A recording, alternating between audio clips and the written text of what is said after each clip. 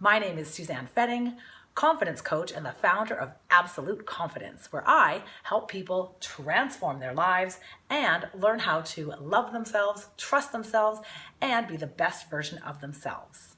Let's get into my top 6 tips on how you can stop worrying so much. Tip number 1 is accept the fact that we all judge. It's part of being a human. It's part of human nature. In fact, you judge too. All of us judge. And we are always being judged in one way or another. And if you're somebody who enjoys people watching, a lot of people do, think about what is it that you're doing when you are people watching. You're sitting there and you're judging others. And people are judging you right now, and there's not a whole lot you can do about it. People are judging you, especially if you are on social media. And if they're not judging you, well, then you're probably a hermit or sitting at home and blinds are drawn and you don't leave your house and you're invisible. And that's way worse, right? Tip number 2, realize that other people are not thinking about you as much as you think that they're thinking about you. This is your ego, your inner critic tricking you.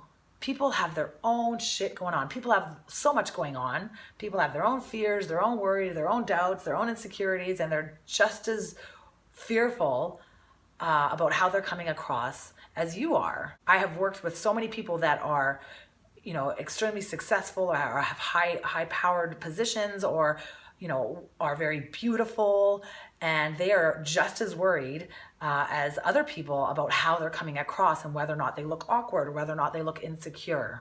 So always remember this really, really awesome quote. I heard it many years ago and it really resonated with me. And it goes, you wouldn't be so worried about what other people thought about you if you knew how seldom they did.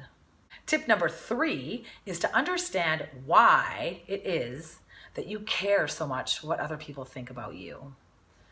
So we've all been socially conditioned to crave acceptance and belonging. From a very, very, very young age, we were taught that we should look a certain way, we should behave a certain way, we should talk a certain way, we should buy certain things, and we should act a certain way. And then, of course, we take that into adulthood, and it's all an act. It's not really who we really are. It's, been taken to the next level with social media. It's an ongoing popularity contest of how many friends do I have and how many likes do I have, and managing my online persona versus my real life persona. And people spend so much time trying to be somebody that they're not, trying to, make sure that they're coming across a particular way, and it's exhausting and it's draining, and you've got to get out of that vicious cycle and unlearn that really, really bad conditioning that is absolutely a detriment to your confidence. You really need to get to a place where you focus more on self-approval instead of being self-critical or being really concerned about other people's opinions of you. Tip number 3, focus on your core values, your strengths, and your gifts. The things that make you who you really are. So you love to knit, or so you have a teddy bear collection. Why? Why is that teddy bear collection really important to you?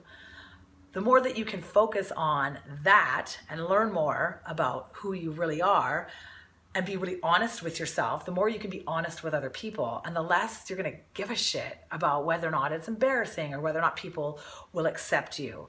You're gonna fall in love with yourself, and then people that are of like mind and like energy are going to be drawn to that, and you're gonna attract more quality people into your life that are just like you. Tip number 5, shift your attention and your energy to something positive.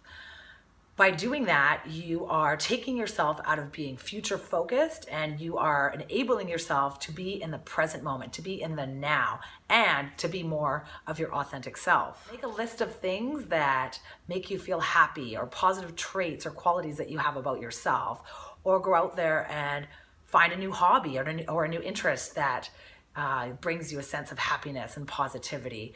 And if you're not sure what those things are, do that work. Become very self-aware.